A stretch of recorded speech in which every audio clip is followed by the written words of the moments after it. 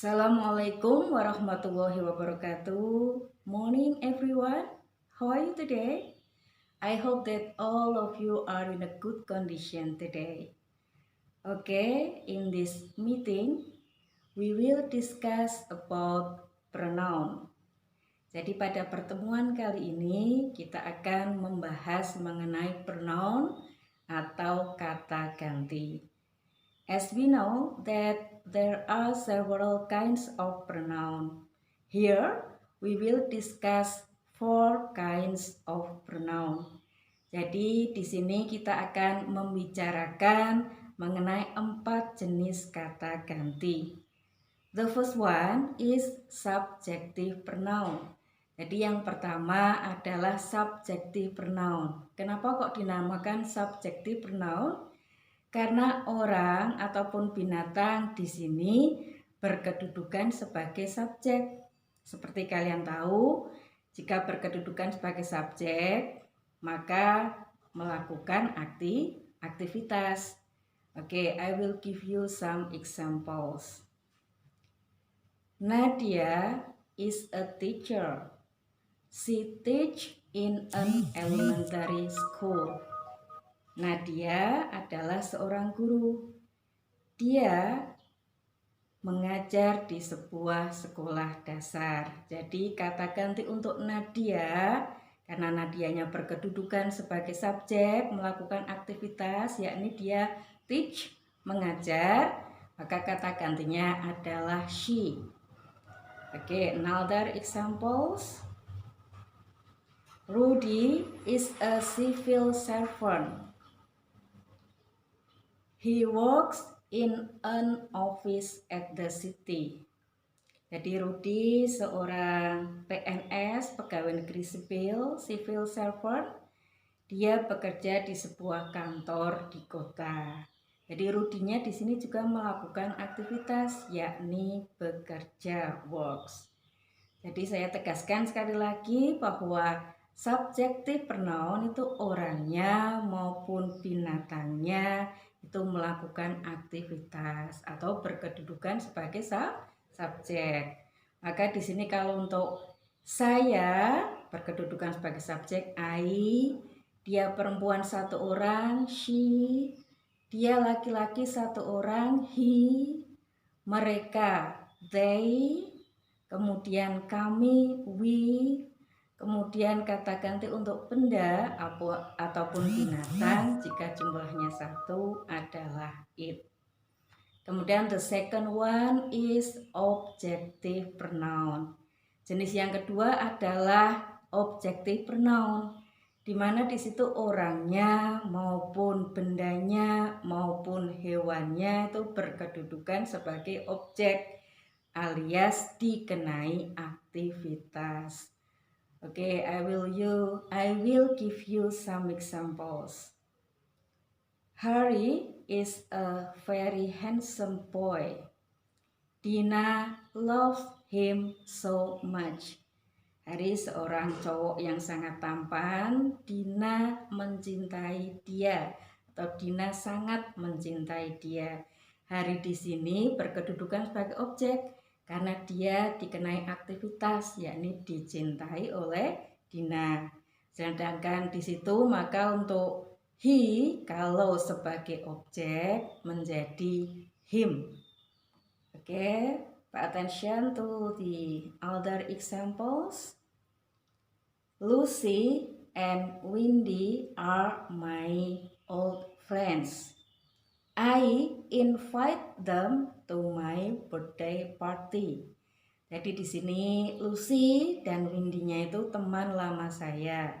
Saya mengundang mereka. I invite them to my birthday party. Merekanya di sini itu berkedudukan sebagai objek karena sayalah yang mengundang mereka. Merekanya itu diundang, dikenai aktivitas. Kemudian ada lagi misalkan Dini is a very kind girl. Many people like her. Jadi Dini adalah seorang gadis yang sangat ramah, banyak orang menyukai dia. Dianya di sini, Dini itu berkedudukan sebagai objek karena disukai oleh banyak orang.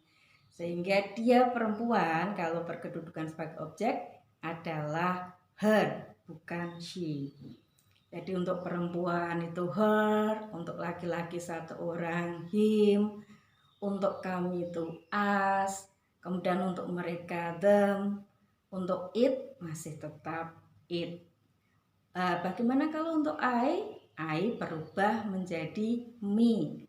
Misalkan he loves me, dia laki-laki mencintai saya. Saya di sini berkedudukan sebagai objek, sehingga tidak lagi I tapi me. Okay, we will go on to the next kind of pronoun, that is possessive adjective. Possessive adjective di sini itu biasanya menunjukkan kepemilikan. Nah, di sini untuk possessive adjective itu biasanya digunakan bersama dengan noun, kata benda, maupun noun phrase, frasa benda. Okay, the examples are my school, sekolah saya. My possessive adjective ikuti oleh school, noun, kata benda yang artinya sekolah. Misalkan lagi her pants, his bag, kemudian their house, our classroom, its tail. Its tail itu artinya ekornya. Ini kata ganti milik untuk binatang. Its di sini ataupun untuk benda yang jumlahnya 1. Di sini diingat sekali lagi bahwa possessive adjective itu selalu diikuti oleh noun, kata benda atau noun phrase, frasa benda. Misalkan sekali lagi tadi our house, their classrooms, my pen, my book, your book, its tail, dan lain sebagainya. Dan yang terakhir adalah possessive pronouns. Apa sih bedanya possessive pronoun dengan possessive adjective? Di sini keduanya memang selalu menunjukkan kepemilikan. Cuma kalau possessive pronoun itu tidak digunakan bersama dengan noun ataupun noun phrase. Jadi tidak diikuti oleh noun maupun noun phrase. Misalkan di sini saya kasih contoh. This is my book. This book is mine. This is my book. This book is mine. Buku ini buku saya. Buku ini milik saya. Mine itu milik saya, milikku. Itu salah satu contoh dari possessive pronoun. Kemudian untuk possessive pronoun yang lain adalah yours, his, her, ours, and their. Saya akan memberikan contoh yang lain. These are your bags. These bags are yours. Tas-tas itu tas kamu. Tas-tas itu milikmu atau milik kamu. Contoh yang lain. His school is far from here. His is far. Contoh yang lain lagi. Her book is interesting, hers is interesting. Perhatikan bahwa di situ mine, yours, his, dan hers tidak diikuti oleh kata benda ataupun noun phrase, frasa benda. Contoh yang terakhir, our plan has many alternatives. Ours has many alternatives. Di situ hours juga tidak diikuti oleh noun maupun non phrase. Okay, I think that's all for today. I hope that you can understand my explanation. Thanks for your attention. See you next time. Wassalamualaikum warahmatullahi wabarakatuh.